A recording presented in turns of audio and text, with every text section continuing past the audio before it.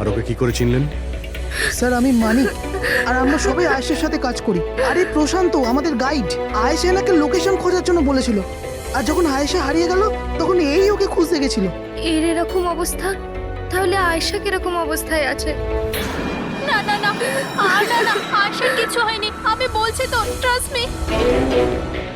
Sir please please আমার বোনকে খুঁজে বাঁচিয়ে নিন স্যার, প্লিজ স্যার, প্লিজ বাঁচিয়ে নিন। দেখো, তোমার বোনকে নিশ্চয়ই আমরা বাঁচাবো। আপনি ওনাকে একটু সাইডে নিয়ে যান। স্যার এই বডিটা আজ সকালেই আমরা পেয়েছি। এই আমাদের গাইড বাহাদুর, এই বডিটাকে প্রথম দেখেছে। এই প্রশান্ত কি একা গিয়েছিল আয়েশাকে খোঁজার জন্য? হ্যাঁ স্যার, কারণ ও জঙ্গলের সমস্ত রাস্তা চিনতো। যত ভালো করেই চিনুক না কেন, রাতের অন্ধকারে ঘন জঙ্গলে বিনা পারমিশনে বিনা গাইডে রাতে ঘোরাফেরা নিজে থেকে মৃত্যুকে ডেকে আনা, তোমরা খুব বড় ভুল করেছো। এই বডিটা এইভাবে পেয়েছি, জানি না দ্বিতীয়টা কি অবস্থায় পাবো। আচ্ছা এটা বলো যে এখানে কোনো হিংস্র জানোয়ার আছে? এরকম কোনো হিংস্র জন্তু নেই, ঘন জঙ্গল, হারিয়ে যাওয়ার ভয় আছে। কোন জন্তু জানোয়ারের আঁচড় তো মনে হচ্ছে না, কিন্তু এটা ছুরির আঘাত বলে মনে হচ্ছে। একে ছুরি দিয়ে খুন করা হয়েছে।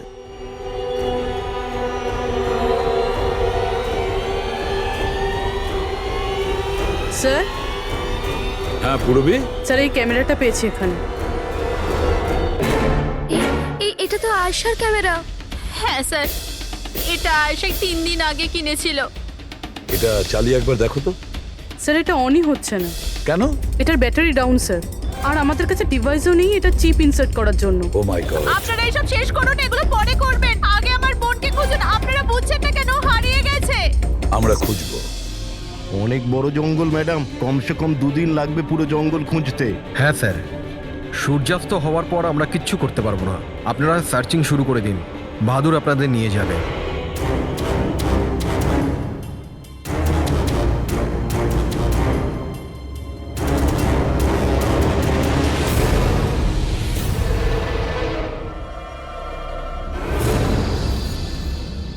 স্যার স্যার আমরা জঙ্গলের অনেক ভেতরে চলে এসেছি স্যার।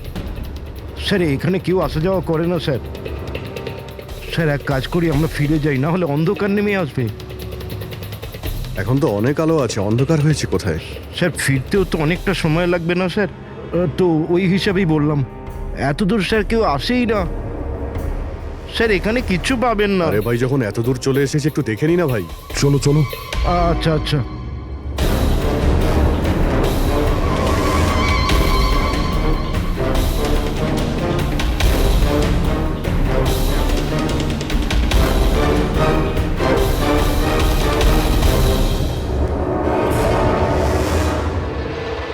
তোমরা এই জঙ্গলে ফিল্মের শুটিং করতে এসেছিলে, আর শুধুমাত্র আয়েশাই নিখোঁজ হলো, আর তোমরা ওকে খোঁজার চেষ্টাই করনি। স্যার আমরা খুব ভয় পেয়ে গিয়েছিলাম, আর এখানে ওয়েব সিরিজ শুট করার আইডিয়া আয়েশারই ছিল। স্যার আমরা ওকে আনিনি, ও আমাদের এনেছিল লোকেশন দেখাতে। হ্যাঁ স্যার, এই প্রশান্ত গাইড আয়েশার পরিচিত ছিল, আর এ কাছেই থাকতো আর জঙ্গলটাকে ভালো করে চিনতো। আর আমরা তো রাত্রিরে থাকার পর সকালে বেরিয়ে পড়তাম, সবকিছুই ঠিকঠাক চলছিল, লোকেশনও পেয়ে গেছিলাম। আর এরপর আমরা টেন্টের বাইরে আগুন জ্বালিয়ে খাবার বানাচ্ছিলাম। কটার সময়ের ঘটনা এটা? 5টা-6টা নাগাদ। আর তখনই হঠাৎ আয়েশা নিজের ক্যামেরা নিল আর জঙ্গলের দিকে যেতে লাগলো। জঙ্গলের দিকে যাচ্ছিল কেন? ও বলেছিল যে ও আশেপাশের একটুখানি ভিডিও করে হিরণকে পাঠিয়ে দেবে, আর এটাও বলেছিল আশেপাশেই থাকবে আর তাড়াতাড়ি ফিরে আসবে। তারপর অনেকক্ষণ পর্যন্ত যখন ও এলো না, তখন আমাদের মনে হলো যে কিছু গন্ডগোল আছে। এর আগে আমরা কিছু করতাম কি, সেখানে প্রশান্ত চলে এলো। ও জানতে পারলো তো ও নিজেই খুঁজতে চলে গেল। আর ও আমাদের ওখানেই থাকতে বললো। ও বললো যে জঙ্গলটা খুব বিপজ্জনক আর আমাদেরও প্রাণের ঝুঁকি থাকতে পারে। ব্যাস এটা বলেই ও জঙ্গলে ঢুকে গেল স্যার। তার মানে ওই প্রশান্ত আর ফিরে আসেনি, আর তোমরা পালিয়ে গেছো এখান থেকে নিজেদের বাঁচাতে। না স্যার, আমরা ওখানেই ছিলাম যখন চিৎকারটা শুনলাম। 15-20 মিনিট পর্যন্ত একটা মেয়ের। স্যার স্যার ওই চিৎকার শুনে আমরা খুব ভয় পেয়ে গেছিলাম, আর তারপর আমরা ওখান থেকে পালিয়ে গেলাম। স্যার, আমরা খুব বড় ভুল করে ফেলেছি। চিৎকারটা শুনে আমাদের এখান থেকে পালানো উচিত হয়নি, আয়েশাকে সাহায্য করা উচিত ছিল। সত্যিই তোমরা একটা বড় ভুল করেছো। আয়েশার চিৎকার শুনে যদি তোমরা জঙ্গলে ঢুকতে, আয়েশা এখন আমাদের সঙ্গে থাকতো। আর প্রশান্ত ও হয়তো বেঁচে যেত। তুমি তো বলছিলে যে এত ভেতরে জঙ্গলের কেউ আসতে পারে না, এটা কি? স্যার আমি জানি না, কিন্তু এটা আমাদের ডিপার্টমেন্টের কখনোই নয়। জঙ্গলের মধ্যে টেন্ট, দেখছি এর ভেতরে কে আছে।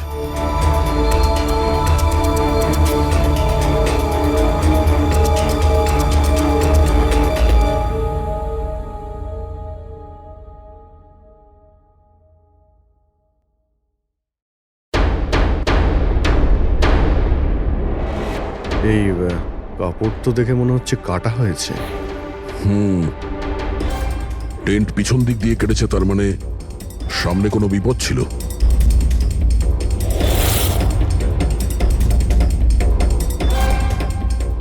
ছুরি, এটা দিয়েই কাটা হয়েছে। বাইরে গন্ডগোল হতেই পিছন থেকে কেটে পালিয়ে গিয়েছে।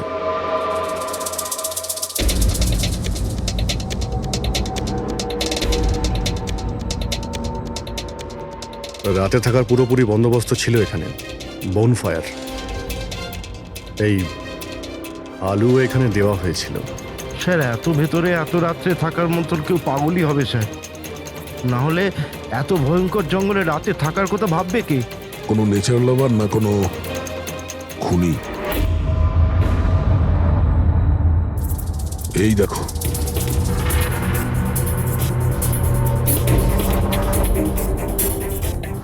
রক্ত। মনে হচ্ছে এখানে এই পাথরের ওপর কেউ বসেছিল, হতে পারে আগুন পোয়াচ্ছিল, আর কেউ ওর ওপর হামলা করেছে। এটা দেখে টেন্টের মধ্যে যে ছিল সে পালিয়ে গেছে। চলো আগে গিয়ে দেখি। স্যার স্যার সূর্য অস্ত যাচ্ছে স্যার, ফিরতেও 2 ঘন্টা কমসে কম লাগবে। ফিরে যাই স্যার। ঠিক আছে, কালকে আবার আসবো। স্যার আমরা আয়েশার টিমকে এই ছবিগুলো দেখিয়েছিলাম, ওরা বলল যে এই টেন্ট ওদের ক্যাম্পের নয়। স্যার, হ্যাঁ পুরবি, আয়শার ক্যামেরার চিপ। হিরালদি, তুমি এটা মিস করলে। আমি তোমায় বলেছিলাম না আমার সাথে এসো। জানো এখানে এত বেশি গ্রিনারি আছে। লুক এট দিস, এতগুলো গাছ। It's so beautiful. দিদি আমি হাঁপিয়ে গেছি, মনে হচ্ছে আমি জঙ্গলের অনেক ভেতরে এসে গেছি। জঙ্গল তো পুরো একই রকমের না? আমি রাস্তা খুঁজে নেব, খুব একটা মুশকিল নয়।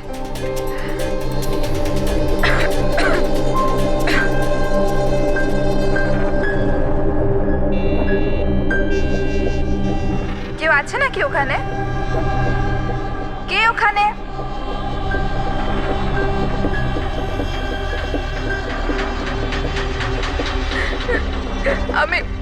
আমি ফেঁসে গেছি এখানে।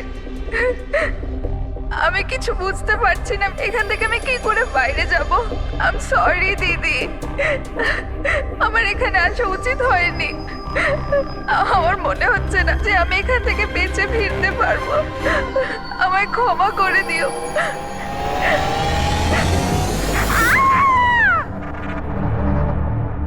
অভিজিৎ, যে কোনো পরিস্থিতিতে এই মেয়েটাকে জিনিসগুলো রোজ ব্যবহার করত, আমি সেই প্রত্যেকটা জিনিস থেকে ডিএনএ স্যাম্পল নিয়েছি, কিন্তু আশ্চর্যের ব্যাপার কোনো স্যাম্পলই আয়েশার ডিএনএ সঙ্গে ম্যাচ করছে না। কি?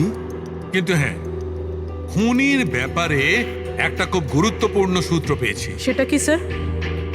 বস এই ডিএনএ প্রোফাইলটা দেখো। এই দুটো ডিএনএ প্রোফাইলই দুটো আলাদা আলাদা লোকের, কিন্তু অদ্ভুত ব্যাপার হচ্ছে যে দুটো প্রোফাইলই আমি একই লোকের শরীর থেকে পেয়েছি, প্রশান্ত শরীর থেকে। প্রশান্ত শরীর থেকে? হ্যাঁ বস। সেটা কিভাবে? প্রশান্তর মৃত্যু অগণিত ছুরির আঘাতের জন্য হয়েছে, আর ওর শরীরে যে খাবার চিহ্নটা আছে সেটা আসল নয়, তৈরি করা হয়েছে নকল। আর সবচেয়ে আশ্চর্যের ব্যাপার হচ্ছে যে প্রশান্তের লাশের থেকে আমি ওর রক্ত ছাড়া আরো কারো রক্ত পেয়েছি। এখন এই রক্তটা কোনো পুরুষের না নারীর সেটা আমি বলতে পারবো না, কারণ ওই রক্তটা প্রশান্ত রক্তের সঙ্গে মিশে গেছে। কিন্তু একটা কথা ঠিক বস, এই রক্তটা তখনই বেরিয়েছে যখন প্রশান্ত রক্ত বেরিয়েছে। অভিজিৎ, দয়া, নিশ্চয়ই এটা খুনিরই রক্ত। খুনি প্রশান্তর ওপর হামলা করে, আর তখন নিজেকে বাঁচানোর জন্য প্রশান্ত ওর সঙ্গে মারামারি করে, আর খুনির রক্ত প্রশান্ত শরীরে লেগে যায়। তবে খুনিরও গুরুতর আঘাত লেগেছে, সামান্য আঘাতে এত রক্ত বেরোবে না তার। তার মানে খুনির শরীরে এখনো আঘাতের চিহ্ন থাকা উচিত। আরো একটা কথা বস, কি? টেন্টের পাশে যে পাথরের উপর রক্তের ছাপ ছিল সেই রক্তটা প্রশান্তরই। তার মানে পুরো ব্যাপারটাই ওই তাঁবুর আশেপাশে ঘটেছে।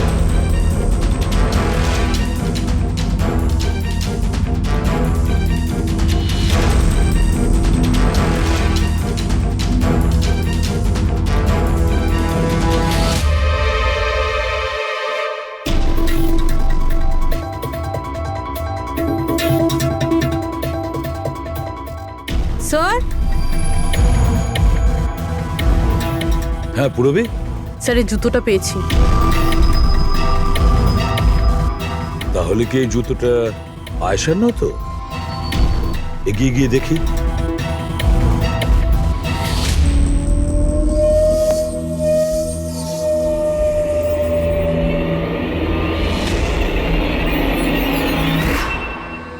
স্যার, হ্যাঁ, এই দেখুন স্যার।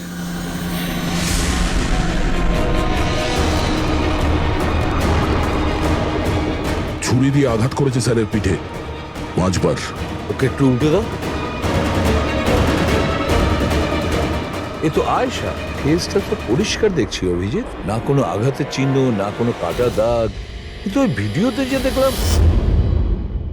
হ্যাঁ স্যার, ভিডিওতে এর মাথায় আঘাত লেগেছিল, রক্ত বেরোচ্ছিল। এখানে তো আঘাতের কোনো চিহ্নই নেই, একদম পরিষ্কার। তার মানে হলো ওই ভিডিওটা নকল। মানে আয়েশা অ্যাক্টিং আর মেকআপ দিয়ে দেখানোর চেষ্টা করেছিল যে ওকে কেউ মারতে চাইছে, খুন করতে চাইছে। কিন্তু এটা কেন করবে? স্যার, কেউ হয়তো মজা করবে, আর না হলে কোনো ভয়ঙ্কর পরিস্থিতি থেকে বাঁচার জন্য নাটক করছে। আর দুটো অবস্থাতেই এর মিথ্যেটা সত্যি হয়ে যায়। আর ও যা কিছু করেছিল, কেন করেছিল, সে তোর বন্ধু আর আত্মীয়রাই বলতে পারবে। সবাইকে ডেকে নাও। প্যাড্রিক, আয়েশার সমস্ত ফোন রেকর্ড চেক করো। দেখো এই ঘটনাটার পরে ও কাদের কাদের সঙ্গে কথা বলেছিল আর তারা সেই মুহূর্তে কোথায় ছিল।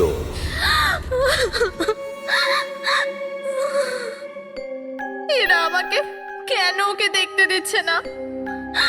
কি বাজে ভাবে মেরেছে আমার বোনকে। আর এরা বলছে যে ও নিজের মৃত্যুর নাটক করেছে, নিজের মার্ডারের নাটক। আর ওই নাটক সত্যি হয়ে গেছে। ভুল বলছে ওরা, মিথ্যে। আমাদের আয়েশা এরকম করতেই পারে না। আপনারা ভুল অভিযোগ করছেন।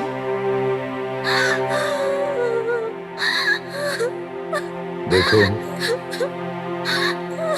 আপনার দুঃখ আমরা বুঝতে পারছি, কিন্তু এই অভিযোগ ভুল নয়, সত্যি। এটা আয়েশার ক্যামেরা থেকে যে থার্ড ক্লিপিংটা আমরা পেয়েছি, সেখানে আয়েশার মুখের উপরে অনেকগুলো ক্ষত চিহ্ন ছিল।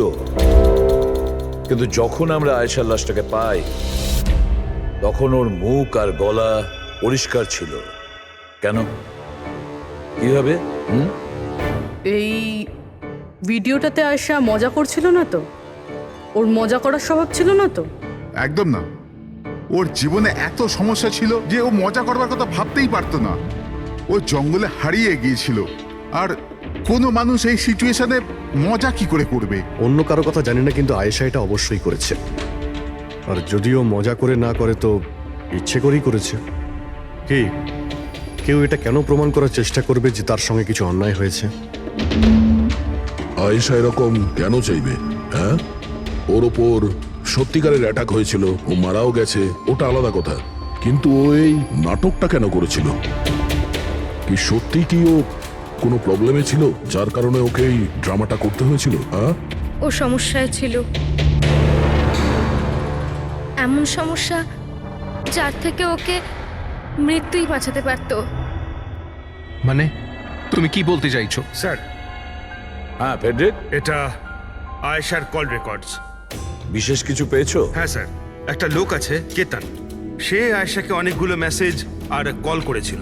এমনকি যেই রাতে আয়েশা খুন হয়েছিল, সেই রাতেও ওর ফোন জঙ্গলের কাছেই ছিল, 2 কিলোমিটারের মধ্যে। এই কেতনকে? খুনের রাতে ও জঙ্গলের আশেপাশেই ছিল। কে? যদি যদি আয়েশা ওর মৃত্যুর নাটক করে থাকে তাহলে তার পেছনে কেতনের হাত থাকতে পারে। কেতান আয়েশার হাজবেন্ড, আর আপনাদের মধ্যে কেউ এ কথাটা আমাদের বলার প্রয়োজন মনে করলেন না, হ্যাঁ? কিন্তু কেতনের জন্য নিজের মৃত্যুর নাটক কেন করতে যাবে? আমার মনে হয়েছিল যে আমরা কেতনের থেকে মুক্তি পেয়ে গেছি, কিন্তু আমি কি করে জানবো ওই আমার বোনের প্রাণ নিয়ে নেবে?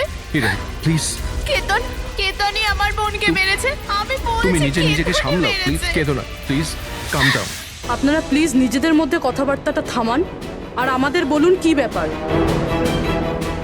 আমি আপনাদেরকে বলছি, আসলে আজ থেকে 2 বছর আগে কেতন আর আয়েশার একটা ট্রিপে আলাপ হয়েছিল। আয়েশা কেতনকে বিয়ে করেছিল। তাড়াহুড়োতে সিদ্ধান্ত নেওয়ার শখ ছিল ওর, কিন্তু জানতো না ও এই সিদ্ধান্তটা কতটা ভুল নিয়েছিল। কেতন ওর যোগ্য ছিল না, একটা পাগল লোক ছিল, পসেসিভ ছিল, ওর জীবনটা অতিষ্ঠ করে রেখেছিল। এই জন্য 6 মাস আগে ওকে ও ছেড়ে দেয়।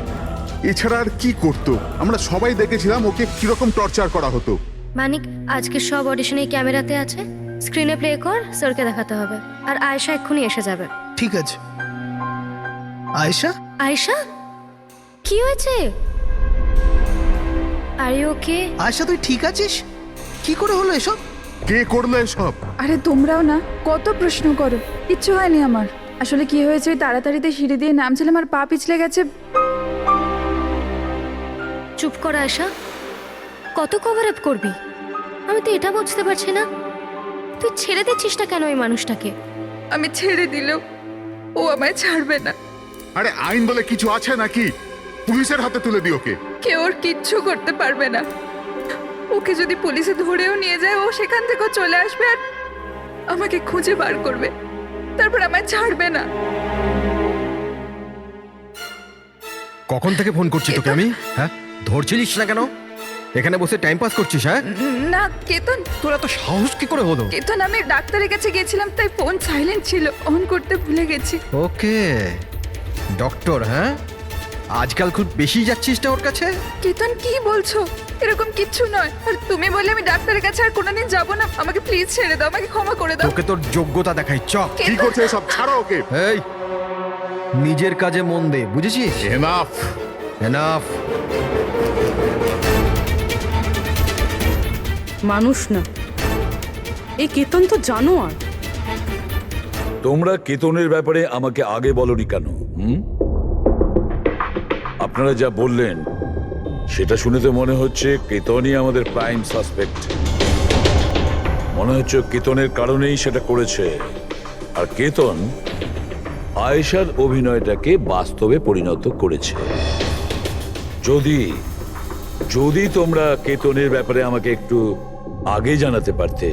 গত 6 মাস ধরে আয়েশা আমাদের সাথেই ছিল, আর এর মধ্যে একবারও তো কেতনের সাথে দেখাও করেনি। আর শহর থেকে এত দূরে জঙ্গলে আসতে পারে সেটা তো আমরা ভাবিইনি। এই ধরনের পাগল আর সন্দেহবাতিক লোক যে কোনো কিছুই করতে পারে। হ্যাঁ, কেতনের অ্যাড্রেস আর টেলিফোন নাম্বারটা আমাদের দেবেন।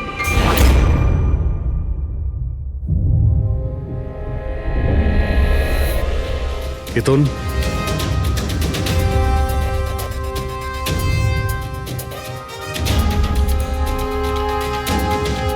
স্যার, এই ফটোগুলো দেখে তো মনেই হচ্ছে না যে দুজনের মধ্যে কোনো ঝামেলা ছিল। আপনারা? কেতন আয়েশার স্বামী। পুলিশ। সিআইডি। আপনারা কি করতে এসেছেন এবার? আমার আয়েশা চলে গেছে, আমার জীবন বরবাদ হয়ে গেছে। আপনারা কি চান আমার থেকে? ইনফরমেশন তোমার আর আয়েশার ব্যাপারে। শুনেছি তুমি নাকি খুব বিরক্ত করতে ওকে। স্যার, আমি ওকে অনেক ভালোবাসতাম, নিজের থেকেও বেশি। সেই কারণে ওকে টর্চার করতে, মারতেও, হ্যাঁ? আমি কেন টর্চার করবো ওকে? তোমার কাছ থেকে বাঁচার জন্য কোর্টের কাছে সাহায্য চেয়েছিল, তাও তুমি ওকে বিরক্ত করা বন্ধ করনি। স্যার, মিথ্যে কথা এসব, এরকম কিছুই ছিল না। মিস্টার কেতন, রেকর্ড আছে আমাদের কাছে। তুমি বারবার ওকে ফোন করে আর মেসেজ করে হুমকি দিয়েছিলে। আর এটাও কাউকে বলেওনি, আমরা জেনে গেছি। আর তাছাড়াও গত 6 মাস ধরে তুমি হেরাল আর রোহানের ঘরের আশেপাশে ঘোরাফেরা করছিলে। আর যে রাতে আয়েশা খুন হয়েছে ওই রাতে তুমি ওই জঙ্গলেই ছিলে। এগুলো তোমার ফোনের লোকেশন থেকে পাওয়া গেছে। নিজের অপরাধটাকে লুকানোর চেষ্টা করো না, কোনো লাভ হবে না। আর এই ডবল মার্ডারে খুনিরও প্রচুর আঘাত লেগেছে। এই কি করে লাগলো তোমার? স্যার এই আঘাতটা ওই দিন ঝোপেতেই লেগেছিল, কিন্তু এরকম কিছুই নয় যেটা আপনারা ভাবছেন। স্যার আমি আয়েশাকে মারিনি। স্যার আমি মানছি যে আমি ওই দিন জঙ্গলে গিয়েছিলাম, কিন্তু স্যার আমি তো শুধু ওর সাথে কথা বলার জন্য গিয়েছিলাম। স্যার পুরো 6 মাস হয়ে গেছে, আমি ওকে দেখিনি পর্যন্ত। খুব মিস করতাম স্যার ওকে, ওর সাথে দেখা করতে চাইতাম, ওর সাথে কথা বলতে চাইতাম, যাতে ওকে বাড়িতে ফিরিয়ে আনতে পারি, যাতে আবার টর্চার করতে পারো। না স্যার, আমি বদলে গেছি স্যার। স্যার আমি তো এটাই বলতে চেয়েছিলাম, কিন্তু যখন আমি জঙ্গলে গেলাম দেখলাম যে ও অন্য কারোর সাথে যাচ্ছে জঙ্গলের ভেতর। স্যার আমি কি করতাম স্যার, আমি এমনিতেই মাথা গরমের লোক, আমি ভাবলাম বেকার বেকার ঝামেলা তৈরি হবে, সেই জন্য আমি চুপচাপ বাড়ি ফিরে এলাম স্যার। স্যার ট্রাস্ট মি, আমি কিচ্ছু করিনি, আমি মারিনি ওকে স্যার। দেখো কেতন, তুমি এখনো আমাদের সন্দেহের তালিকায় আছো। যতক্ষণ এই কেসটা শেষ না হচ্ছে তুমি হেফাজতে থাকবে। স্যার এই কেতনের কাছে কিন্তু আয়েশাকে মারার মোটিভ ছিল, ও তো বেঁচে গেছে, এবার বাকি রয়েছে এরা সবাই। হিরাল, সায়রা, অজিত, মানিক আর রুহান, এরা কি সবাই আয়েশার আপনজন ছিল? এদের কি মোটিভ হতে পারে? কারণ এদের মধ্যে তো কোনো প্রবলেম নজরে পড়ছে না।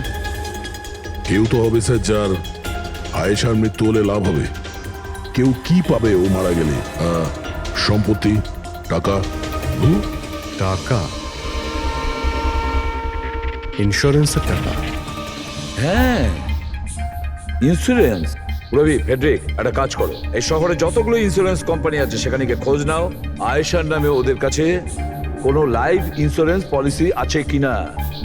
কিন্তু একটা কথা, আয়েশার বন্ধু বা তাদের ফ্যামিলির কাউকে বলবে না কিছু। যদি ওদের মধ্যেই কেউ খুনি হয় সে সতর্ক হয়ে যাবে।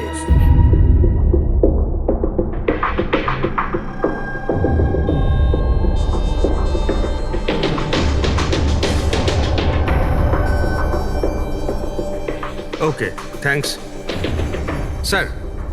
হ্যাঁ ফেডরিক, আয়েশার অ্যাকাউন্টে মাত্র 1 লাখ টাকা আছে, কোনো ফিক্সড ডিপোজিট পর্যন্ত নেই। স্যার তানিশা ইন্স্যুরেন্স প্রাইভেট লিমিটেডের কাছে আয়েশার নামে একটা বীমা পলিসি রয়েছে 50 লাখ টাকার। ও আচ্ছা। আর এই টাকা আয়েশার ভাগ্নি মানে ও দিদি আর জামাইবাবুর মেয়ে নিমিষা পাবে। আচ্ছা, তাহলে এই ব্যাপার। স্যার আসলে আপনারা কি চাইছেন? আমার যা জানা ছিল আমি সবকিছু বলে দিয়েছি। আর আপনারা জানেন আমার স্ত্রীর শরীর কতটা খারাপ, এখন আমার ওর সঙ্গে থাকা উচিত, আর আপনারা আমাকে এখানে আটকে রেখেছেন। স্যার বলার কি বাকি আছে? সব বলে দিয়েছি। অনেক কিছু বাকি আছে, তুমি একটু বেশি কথা বলো, সেই জন্য যা কিছু প্রশ্ন করব ঠিক তারই উত্তর দেবে। এই তোমার ওইখানে যে ফ্যাক্টরিটা আছে ওটা তো বাজেয়াপ্ত হতে চলেছে, এর লোন তুমি শোধ করতে পারোনি কি? হ্যাঁ, কিন্তু আপনারা এগুলো কেন জিজ্ঞাসা করছেন? আপনারা এগুলো কি করে জানলেন? প্রশ্ন নয়, শুধু উত্তর। আয়েশা তোমাদের সাথে তোমাদের বাড়িতেই থাকতো না? তাহলে 7 দিনে তুমি ওকে 41 বার কল করেছো কেন? বাহ বাহ বাহ, 7 দিনে 41টা কল এসেছে আয়েশা, দারুণ ব্যাপার। আর তার উপরেও তুমি অর্থ কষ্টে ভুগছিলে, তাই না? আর আয়েশার মৃত্যুর পরে তোমার ছোট বাচ্চা টাকা পেত 50 লক্ষ টাকা। আর ওই ছোট্ট নিরীহ শিশু সে কি করে জানবে 50 লাখের ধর্ম? ও কিভাবে ব্যবহার করবে? আর ওই 50 লক্ষ টাকা তো ভোগ করতো বাচ্চাটার বাবা, মানে তুমি, রোহন। থামুন আপনারা, চুপ করুন। আপনাদের কথা মতো আমি আয়েশাকে মেরেছি স্যার। আমার ওপর 15 কোটি টাকার লোন আছে, 50 লাখে আমার কিচ্ছু হবে না। আমি আয়েশাকে মারবো। আর ওটা যা ওর শরীরের ওপর থেকে খুনির রক্ত পাওয়া গেছে, আপনারা দেখতে পারেন আমার গায়ে কোনো চোটই লাগেনি, কারণ আমি ওখানে ছিলামই না, আমি কাউকে খুন করিনি। সব ঠিক করা ছিল, প্রশান্ত সবকিছু সামলানোর কথা ছিল। 1 মিনিট। কি সামলে নিত? হ্যাঁ, প্রশান্ত কি সামলে নিত? বলো, প্রশান্ত কি সামলে নিত? স্যার আমার ভুল হয়ে গেছে, আমার সবকিছু আপনাদের আগেই বলে দেওয়া উচিত ছিল। আমি ভয় পেয়ে গেছিলাম, খুব ভয় পেয়ে গেছিলাম। কোনটা বলার ছিল আগে? তাড়াতাড়ি বলো। আমি আয়েশার প্ল্যানে যুক্ত ছিলাম। আমরা শুধু ওকে মৃত দেখাতে চেয়েছিলাম, অ্যাকচুয়ালি ওর মরার কথা ছিল না। তার মানে আমাদের সন্দেহ ঠিক ছিল স্যার। সবকিছু ঠিক ছিল। ওই ভিডিওটা নকল ছিল, শুধু কেতনের থেকে বাঁচার জন্য ছিল। আর তুমিও এই প্ল্যানে জড়িত ছিলে। স্যার, কেতন আয়েশার জীবন অতিষ্ঠ করে দিয়েছিল। ও বেচারি চুপ থাকতো, কাউকে কিছু বলতো না। স্যার, একদিন লিমিট ক্রস করে গেল, সব সীমা ছাড়িয়ে গেল। ওর মনে হলো কেতন ওর জন্য কোনো বড় বিপদ হতে পারে। ও আমাকে বলেছিল স্যার। স্যার, স্যার, কেতন পাগল ছিল। পুলিশ বা ডিভোর্স ওর কেউ কিচ্ছু করতে পারতো না। আয়েশা ওটাকে পার্মানেন্ট মুক্তি পেতে চাইছিল, চিরদিনের জন্য। আমি হাঁপিয়ে গেছি জিজু। এখন তো ডিভোর্স আমাকে কেতনের থেকে বাঁচাতে পারবে না। যেটা আমায় ওই কেতনের হাত থেকে বাঁচাতে পারে সেটা শুধু আমার মৃত্যু।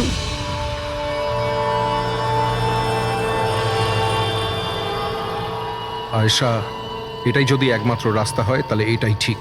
তোমার মৃত্যু তোমায় কেতনের হাত থেকে বাঁচাতে পারে। মরে যাও। হোয়াট? রিল্যাক্স, আমার কাছে একটা আইডিয়া আছে। আমাদেরকে এমন কিছু করতে হবে যাতে মনে হয় আয়েশা মরে গেছে। তোমার সাথে কোনো দুর্ঘটনা হলো বা কেউ তোমাকে মেরে দিল, আর বডিকে এতটা খারাপ করে দেওয়া হলো যে কেউ চিনতে না পারে আয়েশা। তারপর তুমি এখান থেকে অনেক দূর চলে যাবে, আর তোমার ওই ইন্স্যুরেন্সের টাকা যেটা মিমির নামে আছে আমি তোমাকে পৌঁছে দেবো। 50 লাখ টাকা দিয়ে একটা নতুন জায়গা, নতুন লাইফ, নতুন করে শুরু করবে।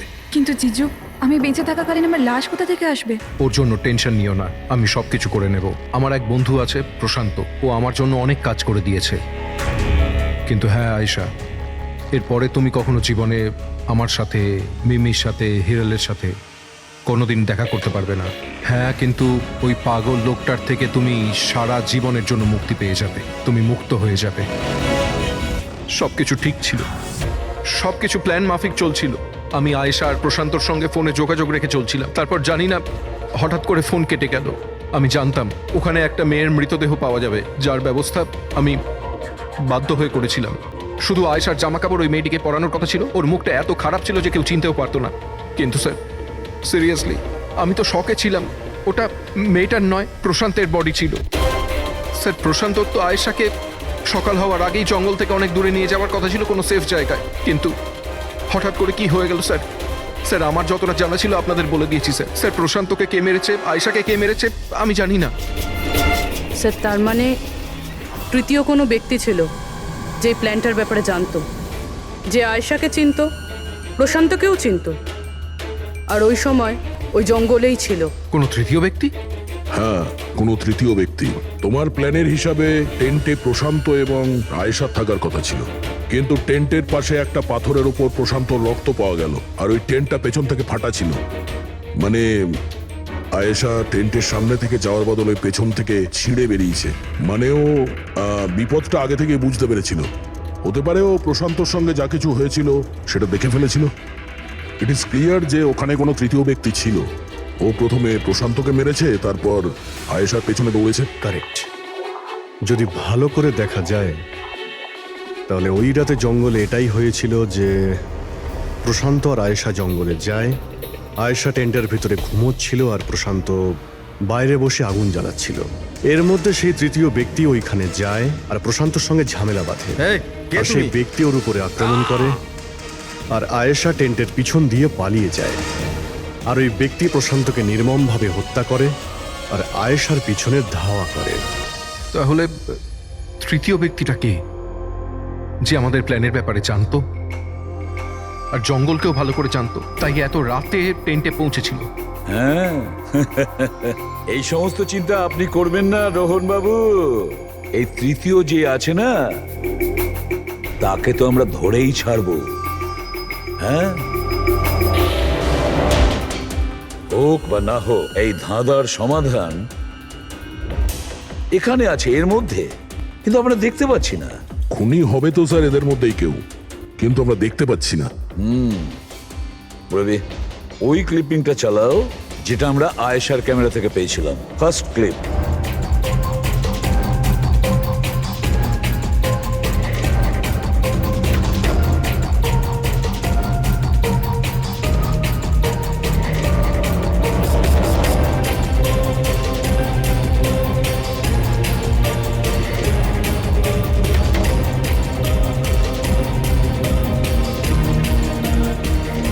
ইয়েস, দাদা তুমি ঠিকই বলেছিলে, খুনি আমাদের সামনেই আছে, কিন্তু আমরা দেখতে পাচ্ছি না। একটা কাজ করো, সবাইকে জঙ্গলে ডেকে নাও, তখনই বোঝা যাবে। স্যার এখনো আপনারা আমার ওপর সন্দেহ করছেন, যেখানে আমি আপনাদের সবকিছু সত্যি কথা বলেই দিয়েছি। স্যার আমি আমার বউকে কেন মারবো স্যার? আমি তোকে ভালোবাসি স্যার। আমার বোনের খুনিকে খোঁজার বদলে আপনারা আমাদেরই জিজ্ঞাসাবাদ করছেন। আর ওর গায়েব হওয়ার খবর তো আমি হিরাল ম্যামকে দিয়েছি। আর আমরা যদি কিছু করতাম তো আমরা কেন ফোন করতাম? হ্যাঁ, কিন্তু কেউ তো আয়েশাকে খুন করেছে, আর কে খুন করেছে সেটা আমরা জানি। আয়েশাকে খুন তোমাদের মধ্যেই কেউ করেছে, তোমাদের মধ্যেই কেউ। আমাদের মধ্যে কে হতে পারে স্যার? এখনই জানতে পারা যাবে। রোহন, তুমি একটা কথা বলো, আয়েশা রেকির জন্যে তোমার বাড়ি থেকে দুর্ঘটনার একদিন আগেই গিয়েছিল না? হ্যাঁ স্যার, একদিন আগেই গিয়েছিল। আর এটা সেদিনেরই ছবি, তাই না? যেদিন ওর রেকিতে যাওয়ার কথা ছিল। আয়েশার অ্যাকাউন্ট ওই পোস্ট করেছে, তো ওরই হবে। আর আপনারা আমার বোনের খুনিকে খোঁজার বদলে এরকম ফালতু জিজ্ঞাসাবাদ করছেন, আমাদের উপরে ব্লেম করছেন। এতে কি প্রমাণ পাবেন আপনারা? এটাই যে তোমরা আয়েশাকে জীবন্ত দেখেছিলে শেষবার ওই দিনই, তারপরও নিখোঁজ হয়ে গেছিল, তোমরা আমাদের বলেছিলে। আচ্ছা, ও কি কি পরেছিল অপর্ণা, তুমি বলেছিলে, তোমার মনে আছে? হ্যাঁ, ওনা স্কাই ব্লু কালারের টি শার্ট পরেছিল আর ব্ল্যাক কার্গো প্যান্ট ছিল। হাই পনিও করেছিল। আপনার তো নিশ্চয়ই মনেই আছে। হিরাল, তুমি কি করে জানলে আয়েশা মরার সময় কি কাপড় পরেছিল? বলো, আরে বলো না। কারণ সেই দিন এ জঙ্গলেই ছিল। এই প্রশান্তকে মেরেছে আর তারপর আয়েশার পিছনে দৌড়োয়, ওর পিছু নেয় আর ওকে মেরে ফেলে। আর প্রশান্তকে মারার সময় তোমার গভীর আঘাতও লাগে। দেখাও। হট ছাড়ুন, আমার দূরে থাকুন। হ্যাঁ, আমার থেকে। একে তো আপনারা আমার বোনের খুনিকে খুঁজে পাচ্ছেন না, তার উপরে আমার উপরে অভিযোগ দিচ্ছেন। হ্যাঁ, ব্যাস, অনেক অভিনয় করেছো, এবার ঠিক করে বলো, কেন মেরেছো তুমি আয়েশাকে? হ্যাঁ, আমি মেরেছি আয়েশাকে। আমি মেরেছি আয়েশাকে।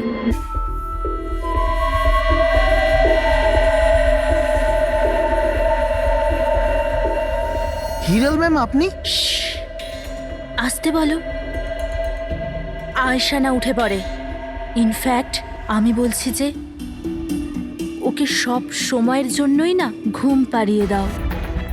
এটা কি বলছেন ম্যাডাম? রোহান তো তোমাকে আয়েশাকে সুরক্ষিতভাবে এই জঙ্গল থেকে বাইরে বার করার জন্য কত টাকা দিয়েছিল? 2 লাখ টাকা। আমি না তোমাকে 5 লাখ টাকা দেব আয়েশার প্রাণ নেয়ার জন্য। হিরাল ম্যাম, এসব কি বলছেন? আয়েশা ম্যাডাম আপনার বোন, আর আমি ওকে বাঁচানোর সওদা করেছি। আমি ওর সাথে বেইমানি করতে পারবো না।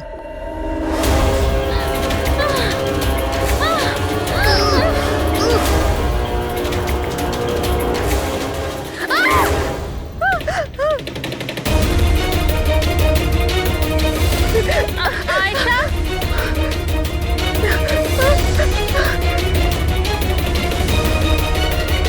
আয়েশা,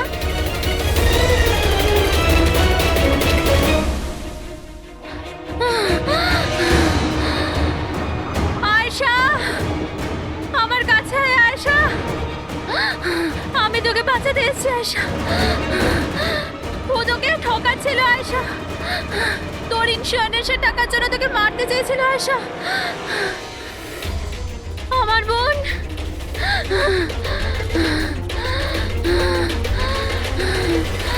আয়েশা।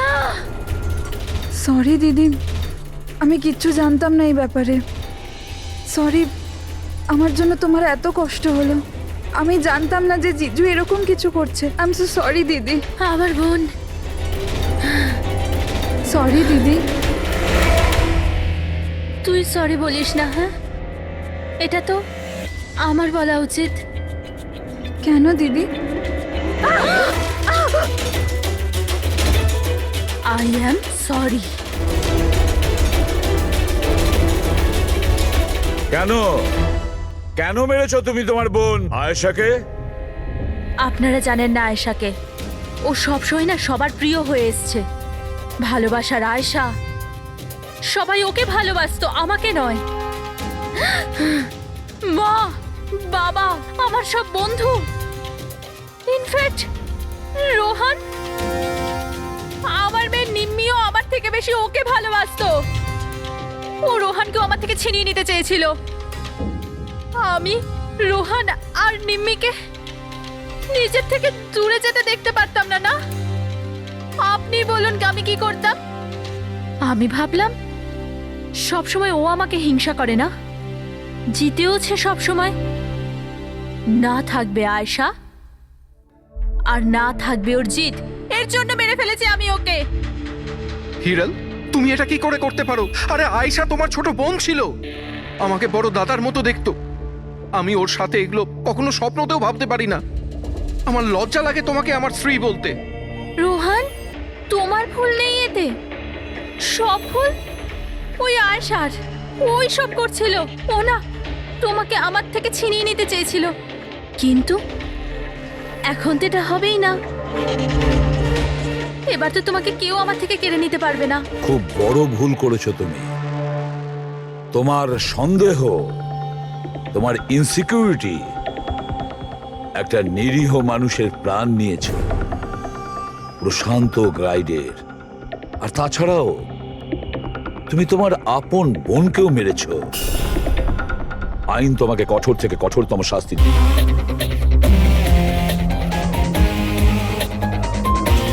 আসুন স্যার।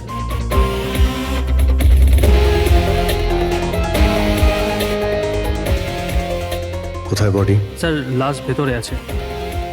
আপনারা কোনো জিনিসে হাত দেননি তো?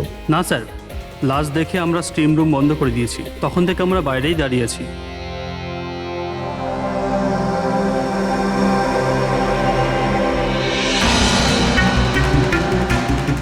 অভিজিৎ, এই দেখো, এই এই গলাটার নার্ভ কেটে গেছে, এখান থেকে অনেক রক্ত বেরিয়েছে, সেই জন্য মারা গেছে। স্যার, এরা বলছে যে ছুরি মারা হয়েছে, কিন্তু আঘাত তো দেখতে পাচ্ছি না।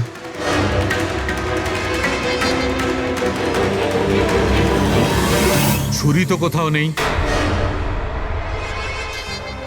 আপনারা কি লাশের পাশ থেকে কোনো ছুরি সরিয়েছেন? না না স্যার, আমরা তো হাতও লাগাইনি। হ্যাঁ স্যার, আমরা যখন দরজা বন্ধ করেছিলাম তখন ছুরি ওখানেই ছিল, লাশের পাশে। আপনারা দরজা বন্ধ করার পরে কেউ ভিতরে গিয়েছিল? না স্যার, কেউ যায়নি। রিয়েলি? আপনারা জানেন আপনারা কি বলছেন? হ্যাঁ, ভিতরে একটা খুন হয়েছে, লাশ আর ছুরি দুটোই ভিতরে রয়েছে।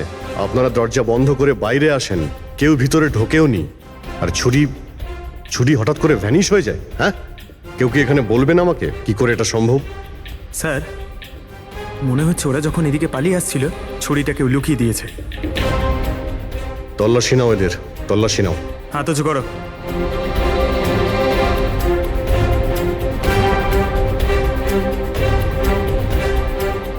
স্যার, এদের কাছে তো কোনো ছুরি নেই। এবার এদের কাছে একবার। স্যার, আমাদের অবস্থা তো দেখুন, কোথায় লুকাবো ছুরি? অদ্ভুত ব্যাপার, এদের কাছে যখন ছুরি নেই তাহলে গেল কোথায়?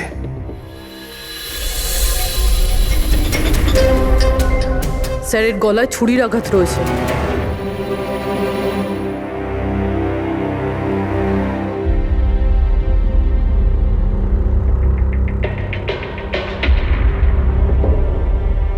এক মিনিট।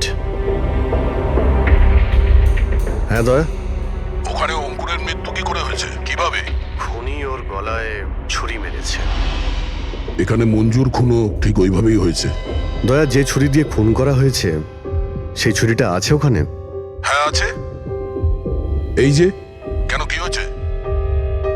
ভাই, এখানে ছুরি পাওয়া যাচ্ছে না। কি, ছুরি উধাও হয়ে গেছে? আচ্ছা, একই রিসর্টে একই সাথে দুটো আলাদা আলাদা জায়গায় দুজন বন্ধুর খুন, তাও আবার ঠিক একইভাবে।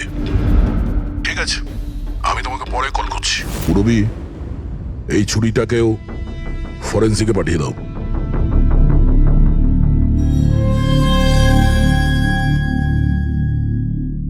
একটা মেয়ের গলা কেটে মার্ডার করা হয়েছে, তাও তখন যখন ও তোমাদের পাশে বসেছিল, আর তোমাদের মধ্যে কেউ কিছু দেখোনি, কিছু শোনোনি। হ্যাঁ স্যার, আমরা সবাই হট টাবে রিল্যাক্স করছিলাম, আমি তো ঘুমিয়ে পড়েছিলাম, কিচ্ছু বুঝতে পারিনি। আর আপনারা সবারই চোখ লেগে গেছিল, হ্যাঁ? আর মঞ্জু, মরার সময় ও নিশ্চয়ই বাঁচার চেষ্টা করেছিল, হাত পা নিশ্চয়ই ছুঁড়েছিল, তখনও কেউ কিছু দেখোনি?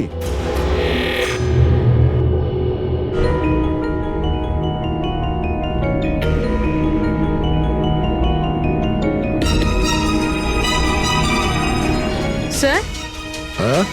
স্যার আপনি এখান থেকে